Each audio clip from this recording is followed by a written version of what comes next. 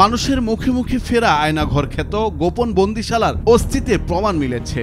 শেখ হাসিনার শাসনামলে এসব বন্দিশালায় আইন শৃঙ্খলা বাহিনীর গুমের শিকার ব্যক্তিদের আটক করে রাখা হতো। ভুক্তভোগীরা গোপন কারাগারগুলো সংরক্ষণ করতে চাইলেও বাহিনীগুলো এরই মধ্যে কাঠামোতে পরিবর্তন এনেছে। মুছে ফেলা হচ্ছে এর আলামত। গুম সংক্রান্ত কমিশন অব ইনকোয়ারি গেল বৃহস্পতিবার সংবাদ সম্মেলনে জানিয়েছে 400 অভিযোগ পাওয়া গেছে। গোপন বন্দিশালার গুরুত্বপূর্ণ তথ্য প্রমাণ নষ্ট করা হয়েছে। দেয়ালের লেখাগুলো রং করে মুছে ফেলা হয়েছে। 2019 সালের 9 এপ্রিল আইন শৃঙ্খলা বাহিনীর পরিচয়ে তুলে নেওয়া হয় পার্বত্য চট্টগ্রাম কেন্দ্রিক রাজনৈতিক দল ইউপিডিএফ এর সংগঠক মাইকেল চাকমাকে। তার দাবি, ঢাকা সেনানিবাসের প্রতিরক্ষা গোয়েন্দা মহাপরিদপ্তরের কার্যালয়ের বন্দিশালায় তাকে রাখা হয়েছিল। 5 বছরের বেশি সময় বন্দী থাকার পর 6 আগস্ট মুক্তি পান তিনি।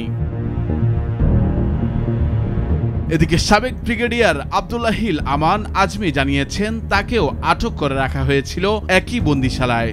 এতদিন এসব অভিযোগের পর্যায়ে থাকলেও কমিশনের মাধ্যমে এই প্রথম সরকারি ভাষ্যে আয়নাঘরের অস্তিত্ব সামনে এলো। যদিও ছাত্র জনতার অভ্যুত্থানে ক্ষমতাচ্যুত শেখ হাসিনার সমর্থকরা আয়নাঘরকে সবসময় কথিত বলে এসেছেন। কমিশনের সদস্য সাজ্জাদ হোসেন সংবাদ সম্মেলনে বলেন, পরিদর্শনের সময়ে ডিজিএফআই এর যে আয়নাঘর দেখেছি এর সঙ্গে ভুক্তভোগীদের বর্ণনার মিল পেয়েছি, তবে কিছু পরিবর্তন করা হয়েছে। অনেক গুরুত্বপূর্ণ তথ্য প্রমাণ তারা নষ্ট করেছে, বিশেষ করে দেয়ালের লেখাগুলো পেইন্ট করে মুছে ফেলা হয়েছে। মাইকেল চাকমা বলেছেন, যদি গোপন বন্দিশালার পরিবর্তন আনা হয়ে থাকে তাহলে সংশ্লিষ্ট বাহিনীগুলো অপকর্মের দায় নিজেদের উপর নিচ্ছে, সরকারের দোষ আড়ালের চেষ্টা করছে। তারা বলতে পারত আমরা নই, শেখ হাসিনা গুম করেছে। গোপন কারাগার ভেঙে ফেলা মানে আলামত নষ্ট করে দেওয়া, যা আরেকটি অপরাধ। শেখ হাসিনার আমলে ডিজিএফআই এর যে বন্দিশালা ছিল তা শুধু বন্ধ নয়, অপসারণ করতে চায়। ভেতরের কোঠরিগুলো ভেঙে একতলা ভবনটির অভ্যন্তরে পরিবর্তন আনতে কাজ চলছে। এদিকে মানবাধিকার সংগঠনগুলোর তথ্য অনুযায়ী শেখ হাসিনার 15.5 বছরের কর্তৃত্ববাদী শাসনকালে অন্তত 677টি গুমের ঘটনা ঘটেছে। এখনো নিখোঁজ রয়েছেন 1.5 শতাধিক মানুষ।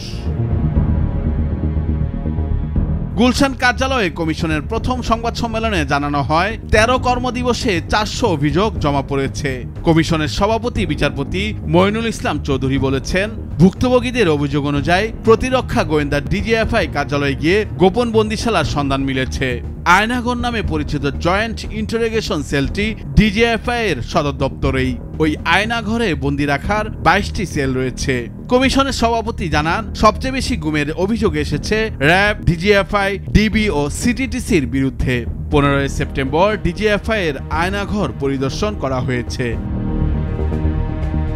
নুরুল আফসার, নিউজ ডেস্ক, ভোরের কাগজ।